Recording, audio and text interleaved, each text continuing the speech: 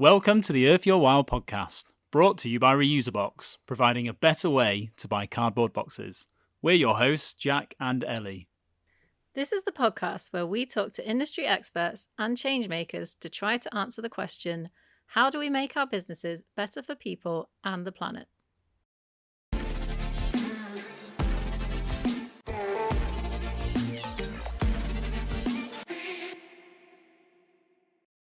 Today we're chatting to Paul Mathew, founder at Everleaf Drinks.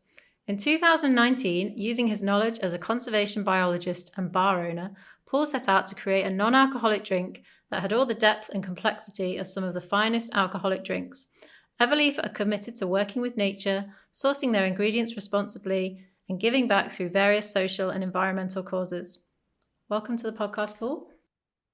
Thanks for having me. Yeah, like I was just saying, Paul, I think you've got a really different story. You know, a conservation biologist that's a bartender that's come up with their own drink that's, you know, a low impact drink. So I was keen to kind of hear, like, how did you end up doing that? You know, what led you to become a conservation biologist and why? The conservation biology side was very much following in my father's footsteps. I think he was a botanist all of his career, starting off at the Royal Horticultural Society at Wisley, and then spending most of his career at the Royal Botanic Gardens at Kew. So yeah, I was kind of inspired by plants at an early age and inspired by Dad, and he would take me to the herbarium at Kew and show me specimens collected by Darwin on the voyages of the Beagle and this kind of thing, and was kind of able to tell me stories of every plant we walked past when we were going on a walk outside. Garden full of things he collected from around the world and things he was investigating. He was writing books about lots of plants as I was growing up, so that kind of fostered the love of plants. But whilst he was looking at kind of where things grew and the taxonomy of them and the science of the plants themselves, I was more interested in how we could ensure that this amazing resource, this diversity was around forever. And so conservation and how people used plants, how they could be used sustainably was what drew me in. So yeah, that's what I studied, and I went to work for a few different conservation charities, mainly on forest conservation work around the world. And where did the kind of the bartending, you know, the drink side of it come in? I guess as a lot of people do, I started bartending to help pay for my studies, and really enjoyed it. And I kind of carried on whilst still doing this conservation side of things at the same time. So, for example, I did my master's dissertation in Jamaica and was drinking amazing Jamaican rums and weird infusions on bar tops whilst I was there and doing that. I then had projects all around the world, from Chile and drinking pisco to Brazil and drinking cachaça and caipirinhas up and down the coast in different projects. Weird things in jars again in Vietnam, wines in South Africa. So yeah, had all these amazing projects and was visiting these amazing places, but also tasting the drinks and getting that sense of place. I mean, I guess we've all been somewhere and tried the local concoction, and it's tasted amazing where we've had it, and then we've bought a bottle back home and it's not tasted so wonderful. So finding that kind of sense of place for drinks, and eventually that overtook the conservation side of things, and I left to open my first bar about 18, 19 years ago now. It's interesting because so you were working on like conservation. Is this like forestry conservation type projects? Is that sort of thing, or what was? So did various things. In particular, one I enjoyed a lot was working on something called the Global Trees Campaign, run by Fauna and Flora, the world's oldest conservation charity. And that was looking at how we could use trees as kind of charismatic species to encourage the conservation of a wider area of land. So I guess like we do with animals, you have pandas and tigers and lions, and people are excited by them, so they help support conservation work that will protect the whole of that environment. And so could we do the same thing with trees, looking at threatened oak species or endemic conifers in Asia, or this kind of idea of using really important trees as a lever to get people interested in plants. Because I think what we found in plant conservation is people have plant blindness. It's really exciting to look at a panda, but it's not necessarily so exciting to look at a green piece of forest and try and understand what's going on within it. So how to make that a bit more relevant to people, how to tell the story of the plants that were in it. Yeah, I never really thought of that before, because we do. I think in the UK we are massive animal lovers, aren't we? And we all loved going outside during the pandemic and getting into nature. But I think I agree with you. I think not a lot of people have that same connection with plants and trees that they do with animals. No, and I'm fascinated by the story that each of them tell. And you look down at a patch of grass, even if it's just like a patch of scrubby grass by the side of the road, and you can look at that as a little bit of green, or you can see all the different species within it and how they interact. And I think that background in ecology and conservation has taught me a lot about that complexity and that world. And whenever I go anywhere, I can look at a little patch and get really excited by it, which I admit not everybody does. But I think that also it also flows into the world of drinks, and we are very fond in the drinks industry of talking about botanicals and kind of dry sacks of things that go into a still, or wines as being a great varietal, and we don't think a lot about the plants that are producing these ingredients. So with Everleaf, what I've really tried to do is kind of tell the stories of the plants rather than talk about them as ingredients or botanicals. So yeah, we kind of banned the word botanical and we talk about plants.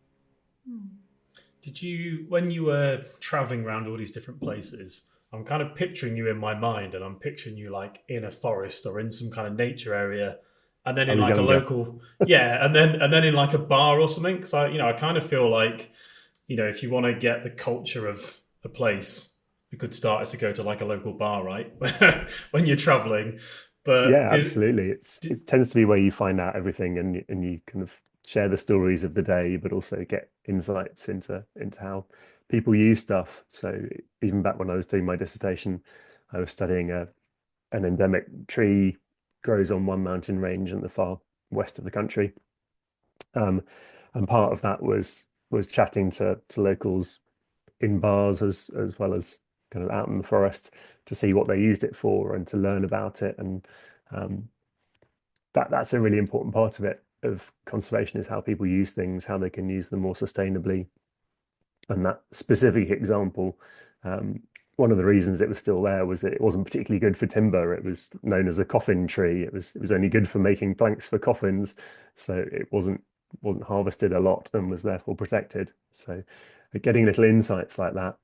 I remember also working in Belize after a hurricane had been through, and we were looking at forest regeneration and what species were recovering quickly, what trees were growing back, what animals were in the area, but also drinking like local Belize rum in the bars and talking with local people about how they were helping the forest to regenerate or what they could do, what crops were useful for them. So it's a really important social part of conservation.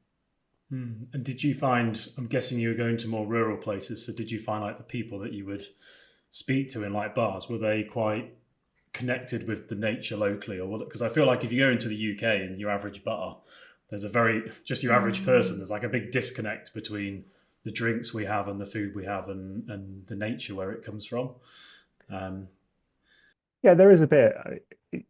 It depends where you put yourself, doesn't it? I mean, I was in more remote places in a lot of these trips, so you were speaking to people that were growing ingredients who were then using those ingredients to make things. So there was that connection. But I think you'd find that in the UK out of a big city, if you were in a farming community and in a local pub and you wanted to find out about farming and the ingredients being grown there, you would get a lot of stories. So it's not specifically not a UK thing. Just it depends where you find yourself. So, um, so I'm guessing you started your bar with both alcoholic and non-alcoholic drinks, but what led you to the non-alcoholic side of things? Yeah, I've always tried to encourage people to drink kind of better rather than more. So the focus of the bars has always been on celebrating some of the best ingredients available to us. And about, I don't know, 6, 7, well, I guess it was 7 to 8 years ago now, we started to see more and more of our guests looking for lower ABV or non-alcoholic serves, rather than just looking at alcohol as being something to get drunk with, very much looking at it as flavor and wanting to be a little bit more mindful about what they drink. So it was about that time that I thought, well, we need stuff on the back bar that's just as good as any of the alcoholic things we've got. And that led to the process of developing Everleaf. And do you think like the drinking culture is like changing in the UK? You know, do you think it feels like there's a lot more non-alcoholic sort of bar drinks on the market, if you know what I mean, rather than just like Coke or Pepsi or whatever? Yeah, the whole category's exploded, but I think that's driven by demand from consumers. I mean, if we look at the statistics at the moment, over half of the UK adult population is looking to reduce their consumption of alcohol. So that's, yeah, a huge change from a few years ago. We've got this change in mindset that alcohol is not great for us. We acknowledge that, and we appreciate that we shouldn't be drinking more of it. We should be drinking less of it. But that doesn't mean that we don't want to go out and have fun and enjoy the world of hospitality and enjoy each other's company, and don't necessarily want to just drink, I don't know, fizzy drinks or very sugary things or anything when we do that. So this explosion in the non-alc category and having great non-alc beers and wines and spirits and aperitifs like Everleaf is just a kind of answer to that. I guess you can compare it to veganism or going back more vegetarianism. It starts as being oh, you're not eating meat. That's unusual. To being well, of course we have 4 vegan options on the menu, and you don't have to be vegan to have them. They just taste really good.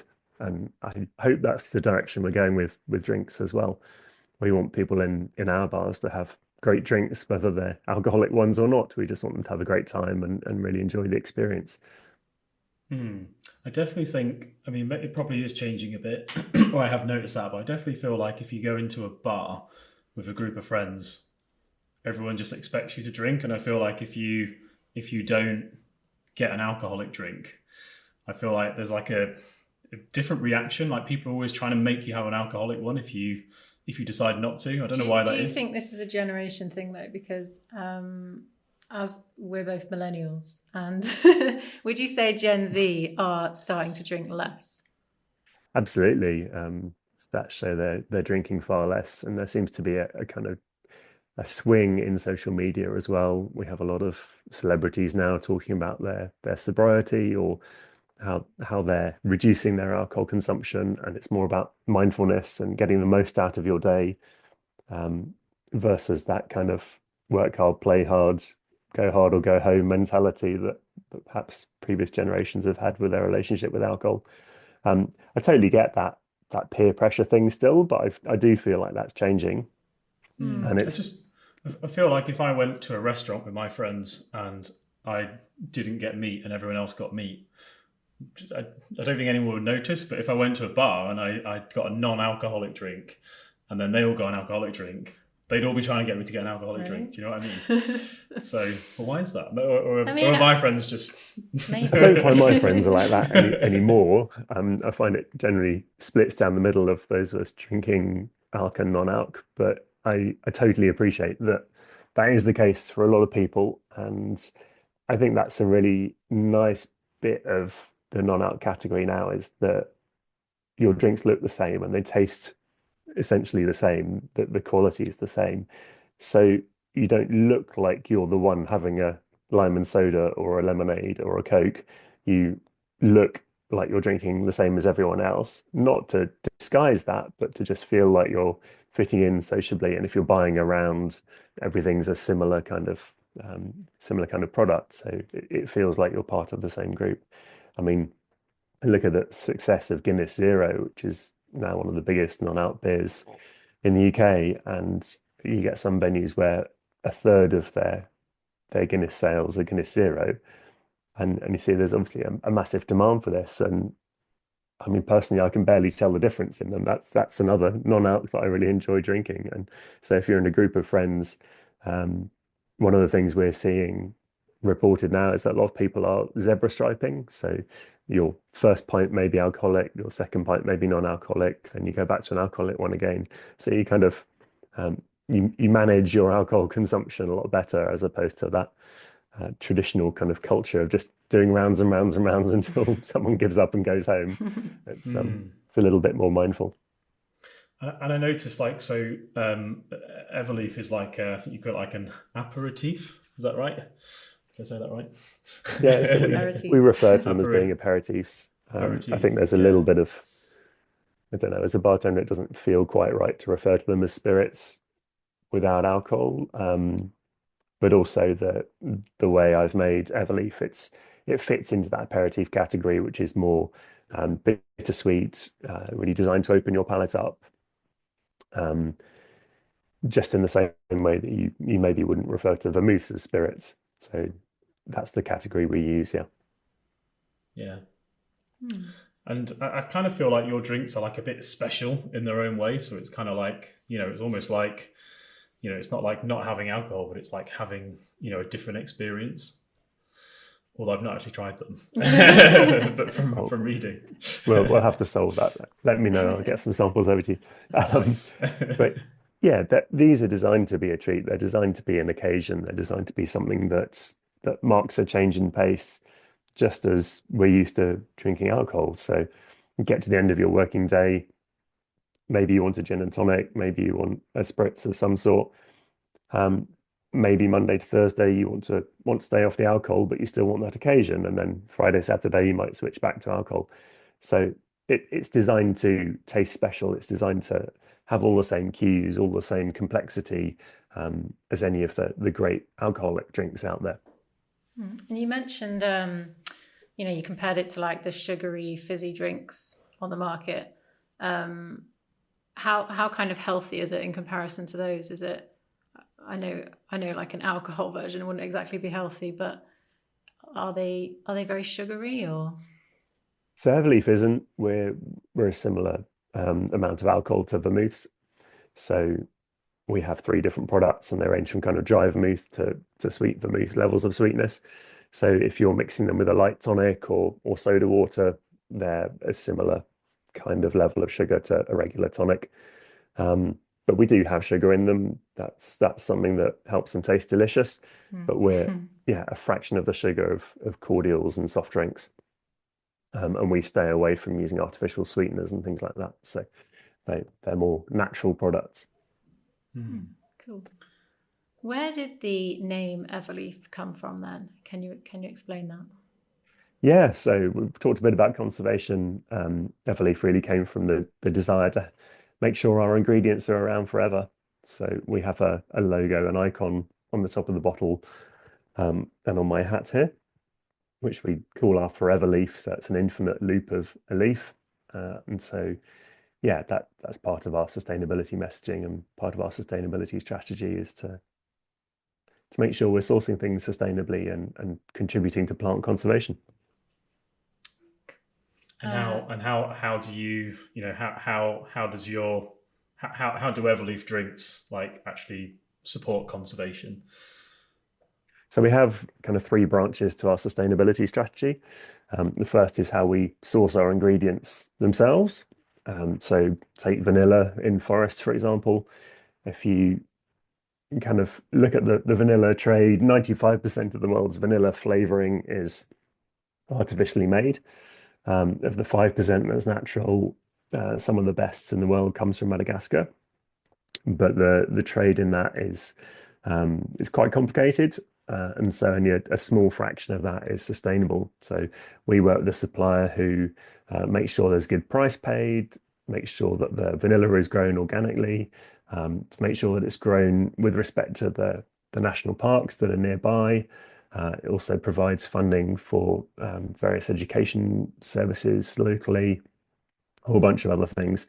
And I've been out to that project to make sure that what we've been told is true and to see that in action. So that's the kind of the sourcing side of it. The second branch of our strategy is just about how we work as a company. And we're a big B Corp. We measure all our emissions and offset those, forest through forest conservation, marine through marine, and mountain through mountain. So we're certified carbon neutral, accepting the challenges that come with a carbon neutral certification, but also trying to reduce that as well. And we're looking at reducing the weight of our bottle this year, for example. And then finally, there's about how we give back. So we're 1% for the planet certified, and we give back to plant conservation through the charity I used to work for, Fauna and Flora, and also Plant Life. So yeah, that makes sure that a good chunk of what we turn over goes back to making sure that our plants are around forever. Nice. And is it, because I think you've probably got quite a unique background where if you're wanting to support different charities like that, you probably kind of know what to look for, because I think it can be a bit of a minefield. But if there's anyone listening that's maybe looking to like source ingredients or make a product, and it's maybe more exotic ingredients like yours, how is there any advice you've got about how to find like a lower impact supplier, or how do you know that the social impact isn't very negative from your suppliers? Yeah, there's a lot of work to do, and we're by no means 100% there. We use over 15 plants in each bottle. Some of those we've got really good traceability and sourcing information on, others not so much. And some ingredients we know there are issues with in the wild. So we use dulse, for example, in marine, and that can be harvested in various different ways. Seaweeds can be harvested in various different ways that have different impacts. We know ours is hand harvested from Ireland, so it's at the more sustainable end of how seaweed can be harvested. So I think a bit of an understanding about what your ingredients are and where they're coming from, and then asking lots of questions of the supplier to see if they have any certification in place. There are various good certification schemes for botanical ingredients out there. There are some really good suppliers that are very mindful about how they source stuff. Blue Sky Botanics, for example, in the UK. So going to good suppliers that have traceability information and sustainability certification is very important. Just asking questions and doing your research is very important. We had one ingredient earlier on called quassia, which is a very bitter ingredient that we used a tiny amount of in forest. But it is often sourced from the wild in Central America. And when we initially we were told it was sustainably sourced, but then when we delved a little bit deeper into the supply chain, we weren't able to get the paperwork that we wanted to kind of confirm to us that it was sustainably sourced. So we reformulated and removed that. So it's a constant process of checking each year where everything's coming from, which we need to do anyway, because with these ingredients, there's a seasonality involved as well. So we need to check that the flavor profiles are the same. It's cherry blossom season for us at the moment. So we use Japanese cherry blossom in our mountain expression. And that's obviously something we only get once a year from Japan. So we need to work out how much we need. And then it's prepared for us there. So again, we need to taste that each year and make sure the flavor profile is similar. But that's a 4-month process of manufacture, traditionally made in Japan by brining and fermenting the cherry blossom and some of the cherry leaves for 4 months. So yeah, fascinating to see where all these things are coming from and the processes that go into making them. So how do you think climate change will affect your supply chain, particularly the ingredients that you're sourcing? Well, it's having a big impact on lots of plants and where they grow and the viability of that. It's really difficult, isn't it? We have a complicated supply chain with a lot of ingredients, and it's something that we review each year. But you can certainly see from the world of winemaking that changes in climate are really impacting what grapes can be grown and where. And maybe traditional winemaking regions are having to adapt or change the style of the wines they're producing to respond to that. So I'm sure we will face the same thing. We are quite a young startup still, and 6 years, it still feels like we're in the startup stages and everything's very very full on all the time. But it's going to for sure be something that we need to address. Yeah. I was just wondering, like, as a conservationist, do you, I mean, what kind of levels of climate anxiety do you have, and kind of how do you, how do you deal with that? Because you're obviously quite close to that, with your work as well. I think it's really important to be aware, and it's really important to do what you can. I think constantly being anxious about it is more destructive for me than looking on the positive. So the messaging we tend to try and share with Everleaf is a very positive one. Is this is what can happen when you do things, and this is what we are doing to help, and encouraging people to support that way. So, for example, Black Friday, Cyber Monday weekend, we always do Green Friday. And so we give all the money from our sales online over those 4 days to conservation charities. And it's one of our biggest weekends of the year because it really is a positive thing for people. It's like, oh yeah, well it's Black Friday, Cyber Monday. I'm going to go and buy the things I want to buy. Oh, hang on a minute, I'm not getting a discount.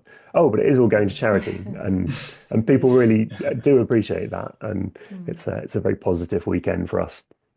So yeah, sharing those positive messages, talking about the things our conservation partners are doing, sharing things like No Mow May for plant life that's coming up, encouraging people to do little bits here and there that they can do. Even if it's just like volunteering days for our team, we go and volunteer and do work in woodlands or beach cleanups and that kind of thing, which is always a positive thing to do. So yeah, always kind of doing our own little bit and doing what we can do. Yeah. I think you guys, it sounds like you're quite a good example of like a good case study of like business as a force for good, because obviously you've got something you're really interested and passionate about, and you've been able to turn turn Everleaf into a company that's having a positive impact. But what are the biggest kind of challenges? Like, do you find it hard balancing like purpose and profit? Yeah, well, it's something we have to look at very carefully with B Corp certification, and have to make sure that we are a benefit corporation and not purely there for profit. But at the end of the day, the world doesn't need Everleaf to survive.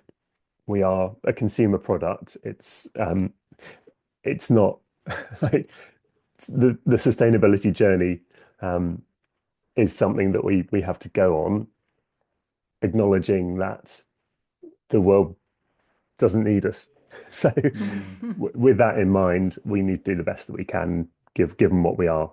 And I think it's great that we can tell some of those stories and hopefully inspire other brands in the drinks world to be a bit more sustainable and do things more sustainably. And I hope that over time, every brand will feel that sustainability is just something that needs to be part of how a company operates, and doesn't need to be something that's a marketing tool or something that makes them stand out from the competition. Hopefully we all get to the point where it's an essential part of doing business. And is there like, if there's anyone listening that's on a similar kind of journey to what you've been on, is there like what's the biggest piece of advice that you'd give them, or the biggest thing that you've learned trying to create this? I mean, a lot of sustainability is very complicated, and the more you dig into it, the scarier it becomes, and you go down wormholes of, well, is this better than that or not? And for example, we had a long discussion about sugar sourcing and whether we should be getting fair trade cane sugar or locally grown beet sugar in the UK, and looking at the different carbon impacts of both and the social implications of both. So it can get very complicated very quickly, but I think the first message is just to get on and do something rather than nothing is the most important. It's that best time to plant a tree was 20 years ago, but the second best time is now thing.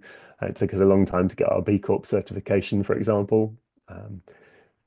And part of that was just the scale of knowing where to start and what to do when we were in our early stages.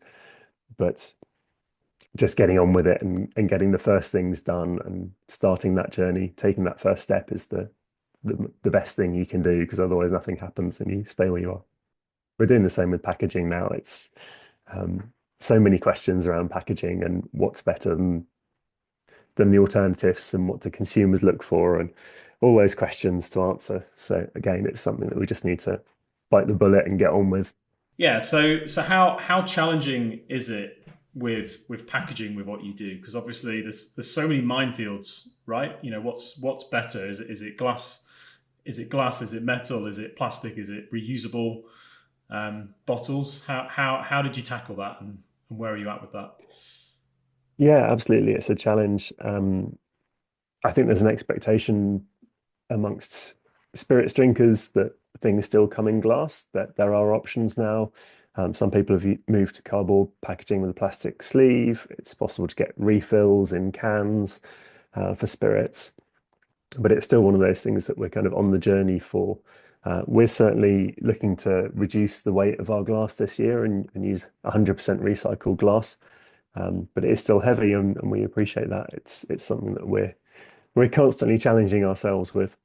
But also our packaging. So we ship in plastic-free packaging. We have a really nicely designed box that tells the story on the box itself, so that we don't need to add extra things. Plus, it's one of those boxes you kind of keep just in case you need to use a box, because it is a very nice one. Obviously, that's something you guys know all about. Yeah. And do you think glass, like, do you know, like, what the lowest impact material is for your bottles, or are you guys not even sure? Because I hear a lot of different conflicting information. It's different ways of measuring impact as well, isn't it? And what percentage of the product that you use is recycled at the end of the day. Glass is very often recycled. It's an easy one to recycle. But despite that, it does weigh an awful lot. So yeah, you have a large carbon footprint, but then an increased chance of being recycled at the end of it. So yeah, there are pluses and minuses of everything. We are looking at bulk solutions for those people that use a lot in bars and restaurants. But for the time being, we are in what we are in.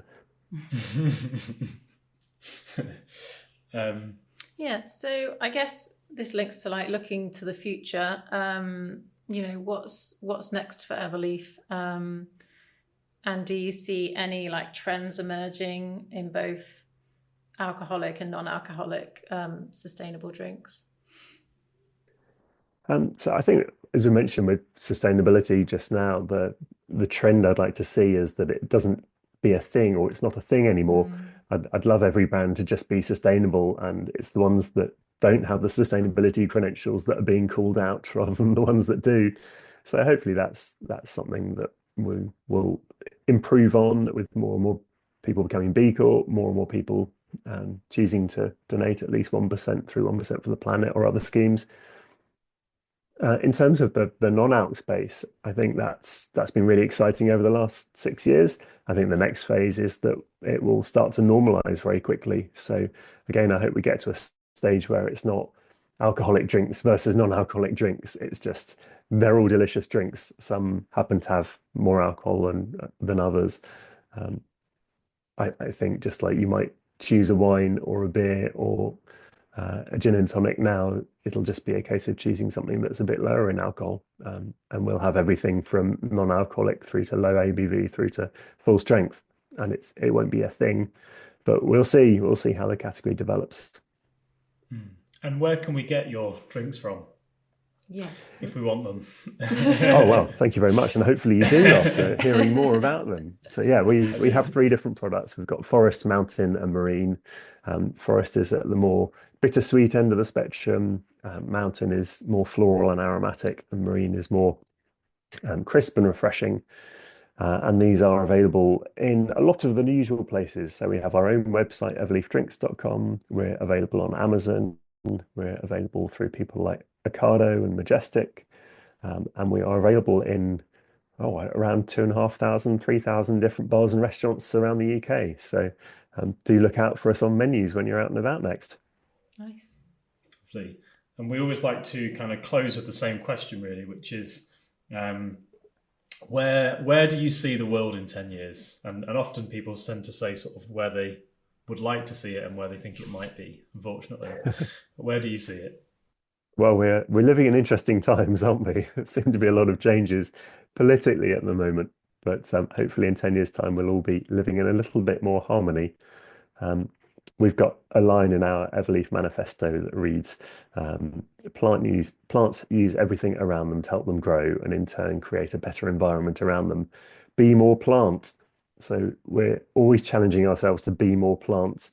And through that lens, it would be great to see the world being a bit more plant in 10 years, a bit less polarized, a bit of contributing to the greater good. I think plants use everything from the soil and the carbon dioxide in the air and create wonderful conditions for us all to thrive through oxygen and all the nutrients that they recycle. So it would be great to see the world being a little bit more plant and all of us helping each other to thrive. That's the best answer we've had on that. Let's all be more plant. Yeah, I like it. That's great. Well, that's a wrap then. Thanks for listening to this week's episode of the podcast. We hope it was truly Earth your while. For more information, visit reuserbox.co.uk/earthyourwhile. And if you'd like to appear on the next series of Earth Your While, please email media@reuserbox.co.uk.